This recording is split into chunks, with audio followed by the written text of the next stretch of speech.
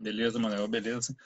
Tá, vamos fazer aqui umas conexões, né? Tipo, você falou uma das coisas que a gente fez foi um fanzine juntos, o Mais Zine, não só nós, várias outras pessoas, fanzineiras das antigas que estavam sem fanzine há um tempo, a gente convidou, né? Teve uma rede de colaboradores bem bacana, né? E quando você me chamou para fazer isso, quando eu tava lá eu cheguei no show de estreia da banda Os Catalépticos do Vlad, que está aqui, distribuindo meu novo fanzine, que era o Mambo Bob, que é um zine que eu fiz após o fim do Papo Capicazine. O Papo Capicazine era com eu e mais o Marcel Pauluc, hoje um grande professor de semiótica, numa universidade lá daqui do UFPR, né, mora em São Paulo e Curitiba.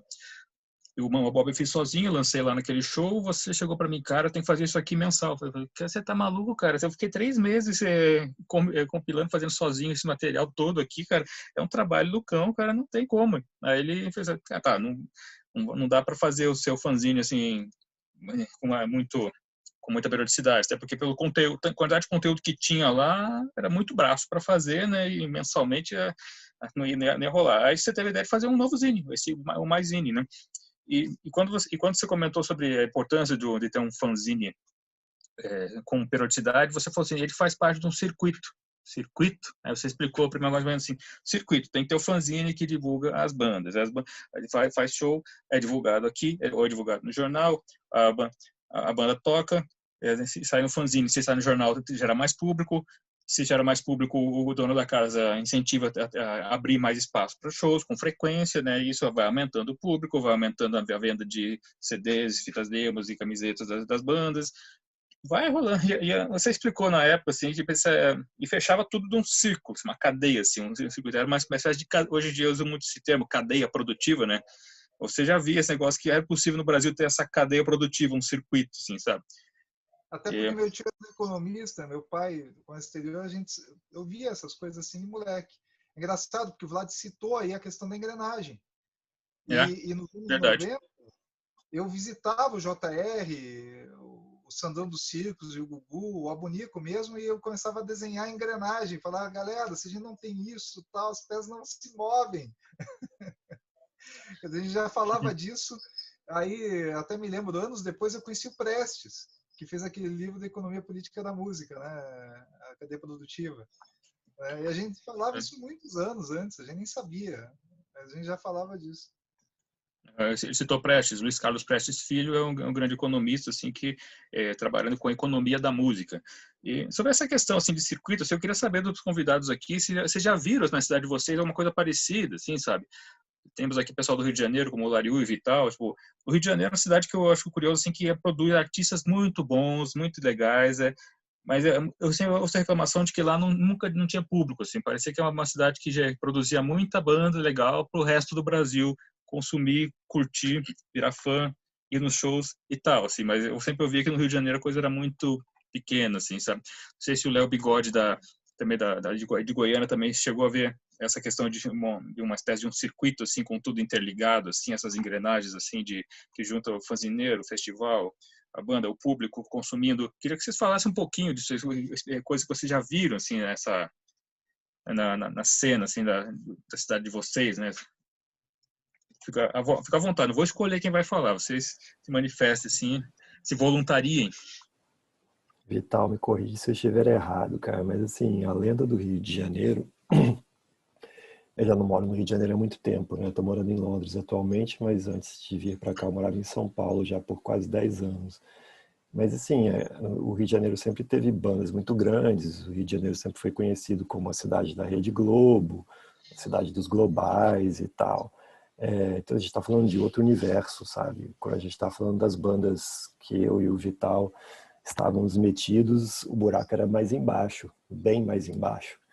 E, enfim, eu não sei, assim, eu não sei explicar, existem mil teorias, o Vital pode concordar ou discordar comigo, mas assim, uma das teorias das mais esdrúxulas que eu me lembro de ouvir a respeito do público do Rio de Janeiro é que tinha a praia, e a praia é de graça.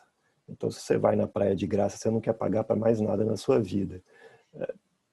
Eu acho muito rasa essa teoria para justificar o que acontecia no Rio de Janeiro, assim.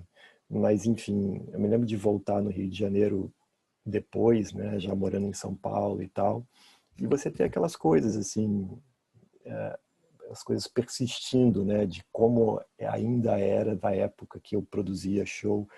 Tipo, o cara fica te pedindo para pôr o nome na lista desesperadamente, mas não se importa em gastar R$ 50 em bebida, assim. Você fala, pô, quer dizer, você pode gastar R$ 50 em bebida, mas você não pode pagar 15 para produzir o show. Não sei, eu não sei explicar qual a razão. Mas assim, uma resposta muito simples é que o público era restrito, porque era restrito mesmo, assim, ao tipo de música que que as bandas do Midsummer faziam, que as bandas do Vital e do Tamborete e seus afins faziam, não era muito palatável, digamos assim. Embora a gente quisesse tocar no rádio, não era muito para tocar no rádio. Não sei, né, Vital? Complementa aí, vê se estou falando muita besteira. Não, eu acho que é bem por aí mesmo. Essa coisa da praia realmente é muito furada, né, bicho? E eu acho que o que sempre aconteceu, uma percepção minha, é que no Rio, a efervescência cultural do Rio é muito grande, com as coisas do Rio de Janeiro, né? O samba, o chorinho, o funk, sempre conviveu todo esse caldeirão, né? Se você pega a Lapa, né?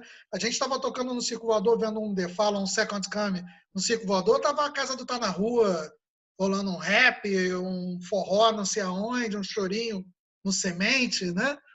Todas essas coisas coexistiram no Rio sempre, então sempre foi muito difícil existir como rock ou como cultura alternativa no Rio de Janeiro, porque simplesmente o grande público estava em outros eventos, né? Mais ou menos como você falou, para ver o Pelvis, ou para ver o Poindexter, ou para ver, era uma galera mais restrita.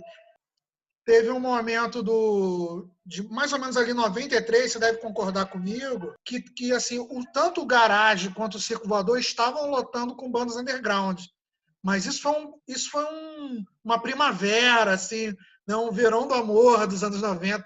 Foi basicamente entre 92, finalzinho de 92, meados de 92, comecinho de 94. A partir daí, já o público começou a mirrar de novo, dava gente nos festivais, no Super Nemo, na Expo Alternativa. Mas eu lembro que em 93, o próprio Poindexter fez o primeiro show no Circo Voador, foi Poindexter, Beat Lizard, o primeiro show do Beat Lizard também, abrindo para Pinaps e The Fala, né, no Circo Voador, em 93. E tava lotado, botando gente pelo ladrão para ver Pinaps e The Fala, cara, assim. Então, assim, e quando você ia no Garage na mesma época, era uma noite de Gangrena, ou uma noite de Funk Fuckers ou de Planet Hemp, e estava lotado também. Então, assim, mas foi muito rápido. Fora isso, o Rio sempre teve essa dificuldade mesmo de público. Tanto que o Jason sempre teve muito mais público em outros lugares do que no Rio de Janeiro. A gente construiu uma base de fãs no Nordeste que a gente nunca teve no Rio, né? Então, assim, é muito estranho. E só para fechar, é muito louco também que eu acho, como o Rio é tão perto de São Paulo, assim, né? E tão diferente também, né, cara? Porque, diferente do Rio, eu acho que São Paulo sempre teve público pro rock, né? E eu vi isso em algumas outras cidades mais para o sul também, como Curitiba é uma delas, assim, e Porto Alegre. Eu senti uma tradição mais rock, sabe? De ter mais uma galera roqueira mesmo. E aqui no Rio, acho que faltava a quantidade mesmo, de ter mais gente que gostava da mesma coisa que você. O roqueiro do Rio, eu acho que ele sempre foi meio marginal, tá ligado? Porque aquele maluco branquelo, o cara que não pegava sol, né? Todo mundo bronzeadão, de Havaianas e tal. E né, você era aquele cara que encontrava com o Carlos Vândalo, né? Na Rua Ceará. Né, de jeans, assim, com 40 graus, assim. Eu posso falar como mineiro que morou no Rio? Uma Sim, visão claro. de mineiro que morou no Rio. Cara, Inclusive, eu achava a história maravilhosa que eu não conhecia, cara, do Fusca e das fitas da Spider, cara. Eu tinha uma namorada que ela alugava todos os CDs da Spider também para poder fazer cassete. Com isso eu aplicava aqui altas bandas, né? My Blood Valentine, não sei o quê, no meio da roça aqui, a gente ouvindo o shoegaze, né? Mas o que é legal, o que eu achava no Rio, E eu acho, aí vocês podem falar, eu acho que o fechamento do Circo Voador também, acho que deu uma brecada numa onda que estava boa pra caramba, assim. Parece que quando fechou o circo e a Fluminense parou também, acho que ali uma mola que gerava muita coisa, assim. Eu vejo desse jeito. Mas eu vi uma galera do Rio muito interessada. Tinha shows, às vezes, na Zona Oeste, que tem uma galera feroz que quer, né, queria show. E quando tinha uma coisa bem organizada, era muito bacana. Mas é aquilo que você falou, é muito diverso e disperso, né, cara? É muita coisa acontecendo no Rio ao mesmo tempo. Difícil juntar essa galera toda no mesmo lugar, né? Várias coisinhas pequenas, igual o Baratos da Ribeiro fazia show na livraria, era bacana, às vezes entupia de gente, dava 200, 300 pessoas, todo mundo na rua, bebendo cerveja e ouvindo a banda tocando lá dentro. Isso era legal, foi uma coisa que eu vi de perto. Teve uma cena ali do Ballroom também, que foi um momento muito legal. Os primeiros shows da Pitty, quando ela chegou no Rio, e teve a fase emo também, que, cara, a fase emo é uma coisa à parte, que aquilo foi um fenômeno. Show do Carbona, matinê do Carbona, aquilo era alucinante, assim, foi uma fase muito bonita do Rio, assim. Nem todas as bandas eu achava tão legal, mas eu achava bonito aquela movimentação. A fase emo do Rio foi alucinante, cara, foi uma coisa muito forte. Eu acho que teve uma sobrevida, né, nos anos 2000 com essas bandas, né? Até saiu uma matéria, a matéria fez polêmica lá no grupo 90 Under, que fizeram uma matéria agora que essa geração dos anos 2000, de Bob, Forfã, né, Darwin, essa galera já tá tiozinho também, né? Eu até me senti muito mal, né, que a matéria falava, a geração dos anos 2000 já tá tiozinho. Eu falei, porra, então a gente tá tipo, né, Walking Dead, né, maluco? Mas realmente foi um fenômeno essa galera, mas era o que a galera falava, rock de playground e tal. Eu acho isso meio sacanagem. Eu não ouvi, eu não conheço direito o som dessas bandas. Eu acho que o Carbona até ele pegou meio que carona, porque na verdade é uma banda dos anos 90, né? A galera ali, né, vem. Mas no final dos 90 começou junto com Jason, Autoramas, Los Hermanos, né? Ali para 98, 99. Mas eu acho assim, eu respeito todo mundo, tá ligado? E que bom que teve ainda alguma coisa nos 2000, porque agora tá mais difícil. Eu não sei opinar por agora o que tá acontecendo, tá ligado? Às vezes eu acho que a gente meio que ficou velho, a gente perdeu um pouco a conexão, saca? Porque de repente toda essa molecada do rap não tá fazendo o papel que as bandas que a gente tinha no começo dos anos 90, porque os meus alunos estão ouvindo rap. Eu sou professor da rede pública, né, de arte, dou aula na Baixada Fluminense, e meus alunos ouvem rap, cara. Meus alunos conhecem, sabem o que é xamã, jonga, estudante, sabe? Oreia. Eles conhecem isso. E há 15 anos atrás, eles só ouviam funk e o pagode que tocava nas rádios. E agora eles estão ouvindo uma parada underground, tá ligado? Então, assim, alguma coisa está acontecendo. É que a gente meio que está na nossa, né, cara? No nosso nicho. Assim.